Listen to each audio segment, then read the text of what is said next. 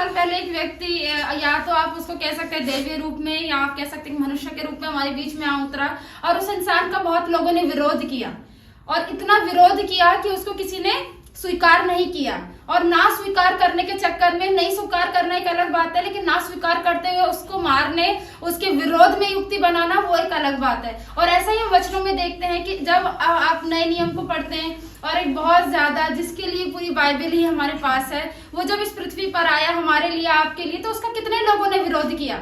Almost सभी ने, even उनके खुद के लोगों ने। इसलिए यूहन्ना कहता है कि मैं अपने घर में आया और मेरे घर के लोगों ने मुझे क्या नहीं किया? ग्रहण नहीं किया, एक्सेप्ट नहीं किया, और जो मैंने बातें उनसे कही उनको भी उन्होंने क्या नहीं किया? ग्रहण नहीं किया। इट मीन्स अगर इस बात को समझें, ये ना ग्रहण करना, ना एक्सेप्ट करना कहाँ से हमको मिलता है? संसारिक चीजों से। क्योंकि यहूदियों की बात करें या और समुदायों की बात करें, ये ग्रहण वाली चीज बहुत जरूरी है।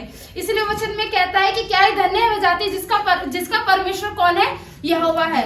आप देखें, आप अगर ग्रीक लोगों की बात करें, यहूदी लोगों की बात करें, और ज्यादातर एथेंस के लोगों की बात करें, तो वो एक ऐसे लोग हैं जिनका परमेश्वर कौन है? उनका ज्ञान। हालेलुया। उनका ज्ञान ही परमेश्वर है, उनकी बुद्धिजीवी बातें ही क्या है? उनका परमेश्वर है, और इससे बढ़कर उनके लिए कोई भी नहीं है। आप जितनी आप बड़ी बातें करोगे, उतने ही आप क्या होंगे आगे? अच्छे इंसान हो। और जितनी आप छोटी बातें करोगे, मतलब आप बुद्धिजीवी नहीं है, आप में ज्ञान नहीं है, आप किसी देवता को भी नहीं जानते, क्योंकि उनके लिए देवता, उनके लिए परमेश्वर उनका क्या था? उनका ज्ञान था। और आज भी ऐसे ही लोग हैं, अपने ज्ञान को क्या समझते हैं? सबसे ज्यादा ऊंचा, सबसे ज्यादा मुझे आता है, मुझे बाइबल का ज्ञान है, मैं इतनी क्या कहते हैं, इतनी बाइबल पढ़ता हूँ, मैंने इतना कोर्स किया है, ये सब ये क्या है? इस चीज का हमें ज्ञान है। लेकिन प्रभु के इस ज्ञान के विषय में ये कहता है, ज्ञान अच्छी बात है, लेकिन जब आप उसको परमेश्वर समझ लेते हैं, जब आप उसको पूजने लग जाते हैं, तो वो क्या है? गलत। और इसीलिए वचन में का लिखने वाला दाऊद यहाँ कहता है, क्या ही धन्य है वह जाति जिसका परमेश्वर कौन हो? यहोवा हो। और यहोवा ने, और जो 2000 साल पहले हमारे लिए, आपके लिए आया, वो कौन था? प्रभु यीशु मसीह। और उसने किसको ग्रहण किया? क्या बहुत बुद्धिजीवों को? क्या बहुत ज्यादा विद्वानों को? किसको ग्रहण किया? जिनका समाज में बहुत पिछड़ापन था, जो समाज में कुछ महत्व नहीं रखते थे या बहुत ज्यादा नीचे थे, उनको किसने चुना? परमेश्वर ने। हालेलुया। इसलिए जब आप लूका की पत्री पढ़ते हैं, उसमें सबसे ज्यादा किसके विषय में बातें की गई हैं? बच्चों को लेकर, महिलाओं को लेकर, क्योंकि उस समय इनका क्या था? कोई अस्तित्व नहीं था कि इन लोगों को ऊंचा उठाया जाए। आदमी तो ऊंचे उठे हुए थे उस समय, तभी तो हम देखते हैं यहूदी, और आपने देखा कोई ज्यूश लेडीज के विषय में आपने सुना है कि प्रभु यीशु मसीह का विरोध किया हो? ज्यादातर आप किसके विषय में सुनते हैं? आदमियों के लिए। लेकिन सबसे ज्यादा ग्रहण जो नीचे थे, प्रभु ने किन्हें ऊंचा किया? उन बच्चों को ऊंचा किया। और किसको ऊंचा किया? सारी लेडीजों को। और आज देखेंगे सबसे ज्यादा भवन में कौन पाए जाते हैं? हालेलुया। कौन पाए जाते हैं? लेडीज से। ये कहने की बात ये नहीं है कि आदमियों को हम डिमोटिवेट करें, कहने का मतलब ये है कि प्रभु ने अपना सेवा का काम कहाँ किया और आज कितना फलवंत है।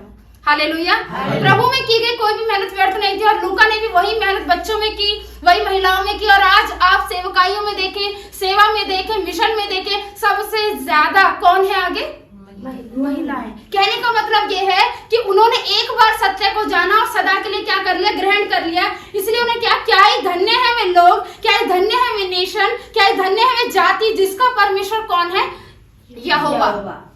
और जब उन्होंने एक बार प्रभु से सुसमाचार सुना, वो ग्रहण करने के बाद उसको क्या मान लिया? यही हमारे लिए क्या है?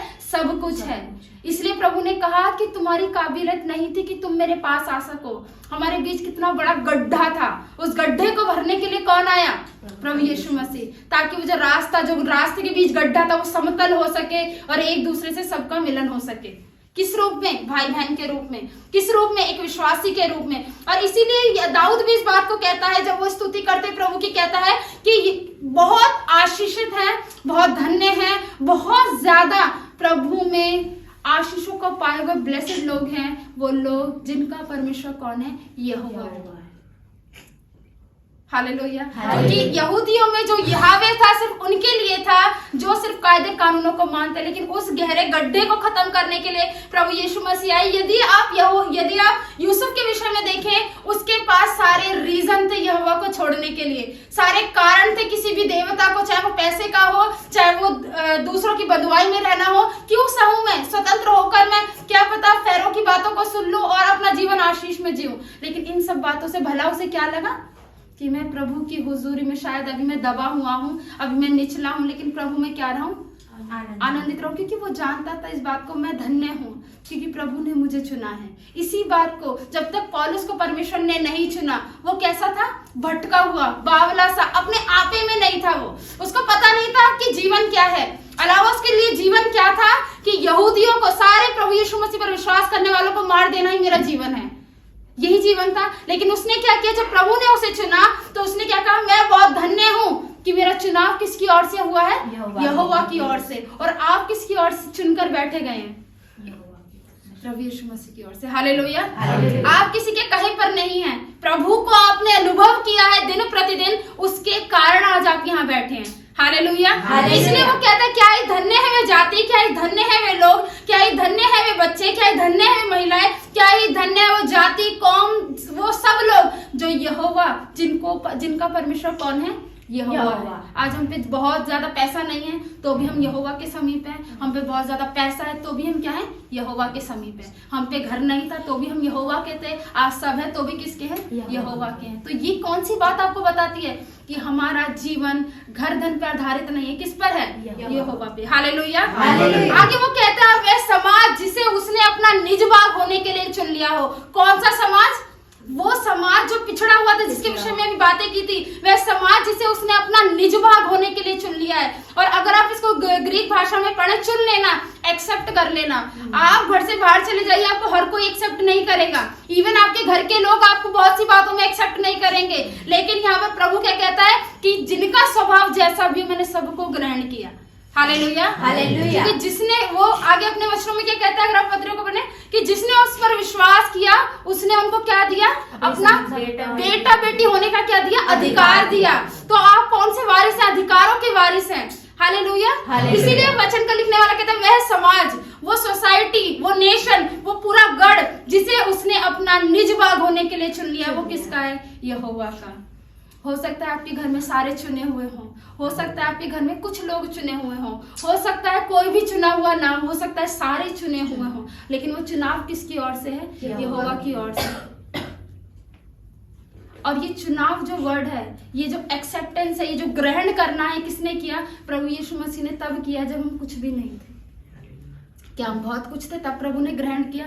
हम कुछ भी नहीं थे, हम दुखों में थे, हम समस्याओं में थे, प्रभु ने कहा कि मैं तुझे ग्रहण करता हूँ, तेरी परिस्थितियों को देखते हुए मैं तुझे ग्रहण करता हूँ, तेरे धर्म के कामों को नहीं, तेरे पापों को नहीं, परंतु तेरी परिस्थितियों के अनुसार मैं तुझे अपार प्रेम करता हूँ, इसलिए मैं तुझे ग्रहण करता हूँ। और वो कहता है वह समाज जिसे उसने अपना निज भाग होने के लिए चुन लिया है। हमें इस बात का आनंद बनाना चाहिए, शायद मैं विश्वास में हूँ, प्रभु ने मुझे चुना है, प्रभु ने अपनी संगति में रखा है, अपने भवन में रखा है, लेकिन मेरे साथ वाले पड़ोसी को प्रभु ने नहीं चुना।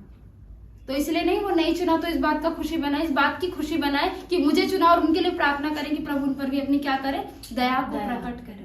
क्योंकि प्रभु में, आगे भी हम कहते हैं कि हमारे घर में सब विश्वासी नहीं है, प्रभु उस पर भी रहम और दया कर कि वो भी तेरे विश्वास में, तेरे राज्य में क्या हो सके, आ सके।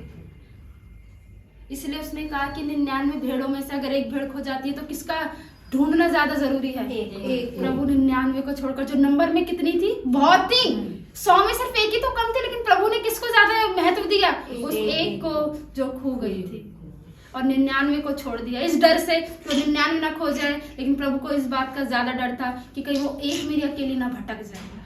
हालेलुया।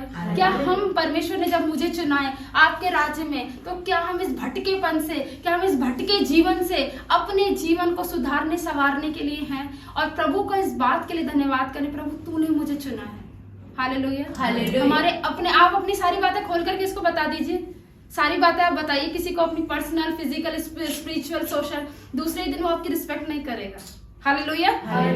जिसको आप अपना कहते हैं आप बताइए सब कुछ, एक बात होने दीजिए ऊपर नीचे, वो सब ऊपर उतार के क्या रख देगा। कहने का मतलब ये है कि प्रभु के आगे हम जितना भी खोल दे खुद को, लेकिन प्रभु फिर भी हमारा क्या करता है, आदर करता है। इसलिए वो कहता है कि तू अपने मन की सारी बातों को खोलकर मुझसे कह दे, अपने सारा भार मुझसे कह दे, ताकि मैं तेरे भार को क्या कर सकूं, हल्का कर सकूं। इसलिए वो कहता है बहुत धन्य है हम लोग कि प्रभु ने हमें चुना है। हम बहुत आशीषित हैं कि प्रभु की हुजूरी में हैं। बहुत विषय हैं, चिंताओं के बहुत विषय हैं कि हम डिस्टर्ब रहे हैं, बहुत विषय है निराश होने के लिए, लेकिन सिर्फ आपके पास एक विषय है आनंदित होने का। और वो आनंद का विषय कि प्रभु ने आपको और मुझको चुना है। हालेलुया। हालेलुया। वो एक ही विषय है आप पर आनंद बनाने का, इसलिए पौलुस कहता है प्रभु में सदा आनंदित रहो। मैं फिर कहता हूँ कि आनंदित रहो, क्योंकि मसीह ने तुम्हें चुन लिया है। हालेलुया। हालेलुया। उस सर्वशक्तिमान ने हम जैसे निर्बुद्धियों को चुन लिया है, आमीन। और चुना नहीं, अपनी सेवा के लिए इस्तेमाल भी कर रहा है पूरे घराने समेत। हालेलुया। तो हालेलुया। प्रभु को इस बात के लिए धन्यवाद करें, क्या ही धन्य है वह जाति जिसका परमेश्वर यहोवा है। हालेलुया। आप सब बोलेंगे हम धन्य हैं क्योंकि हमारा परमेश्वर यहोवा है। हम धन्य हैं क्योंकि हमारा परमेश्वर यहोवा है। हमें जब समाज है, हम उसका निज भाग है जो उसने हमें चुना है। हम उसका निज भाग है जो उसने हमें चुना है। हालेलुया। इसलिए प्रभु का हर एक बात के लिए धन्यवाद करें कि मैं प्रभु का निज जन हूँ। मैं प्रभु का क्या हूँ? निज जन। प्राइवेट। आप कहते हैं ना निज को क्या कहते हैं? प्राइवेट। ये आपकी प्राइवेट प्रॉपर्टी है, इस पर आपके अलावा किसी का अधिकार नहीं है। वैसे आप जो हैं एक व्यक्तिगत रूप से किसकी प्रॉपर्टी है? यहोवा की। हालेलुया। हालेलुया। सिर्फ आप पे किसका अधिकार है? यहोवा का। इस प्रॉपर्टी पे किसका अधिकार है? जो भी इसका ऑनर है। जैसे समझे आपके पास, समझे क्या उनकी प्रॉपर्टी आपके पापा की, और ये प्रॉपर्टी क्या है? आपके पापा की। और कोई दूसरा व्यक्ति बाहर से आकर इस पर अधिकार रोक नहीं जता सकता। क्यों? क्योंकि आपने दाम देकर खरीदी है। हालेलुया। प्रभु ने आपका दाम चुकाया है, लहू बहाया है कलवरी क्रूस पर। तो आप किसके हो गए?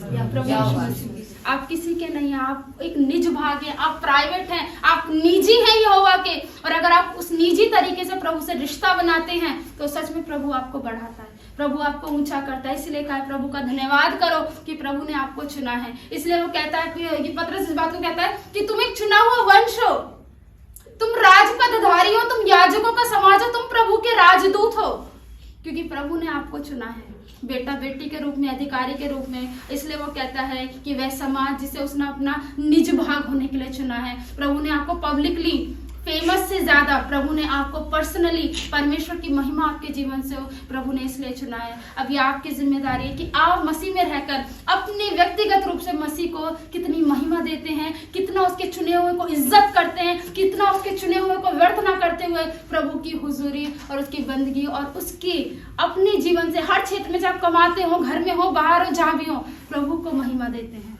हालेलुया। हमारे काम जब नहीं बनते जब हम जॉब पे जाते हैं। हम कहते हैं ना जॉब करने से हम ये नहीं कर पाएंगे, हम घर के कामों में बिजी हैं तो ये नहीं कर पाएंगे। नहीं नहीं नहीं, अगर प्रभु ने वो आपके लिए काम भी रखा है तो उस काम से प्रभु की महिमा करो। हालेलुया। अगर प्रभु ने रोजगार दिया तो उससे प्रभु की महिमा करो। अगर प्रभु ने जो भी कुछ दिया उससे उसकी महिमा करो। तो प्रभु सारे कामों पर आपकी क्या करेगा? आशीष करेगा। तो आपका चुना हुआ जाना, चाहे आप किस भी एरिया में काम करें, प्रभु आपको फलवंत करेगा। कोई भी बिजनेस डालें, प्रभु आपका फलवंत करेगा। किसी भी फैमिली में आप हैं, प्रभु उस फैमिली को ब्लेस करेगा। इसलिए नहीं गाड़ी धन दौलत से, क्योंकि आप प्रभु की संगति में हैं, आप प्रभु का चुना हुआ वंश है। तो अपने चुने जाने को व्यर्थ ना जाने दे, इस चुने जाने को छोटा ना समझे। प्रभु ने जगत के भीड़ से आप लोगों को चुना है सिर्फ उसकी महिमा के लिए, उसमें अपने जीवन को व्यतीत करने के लिए।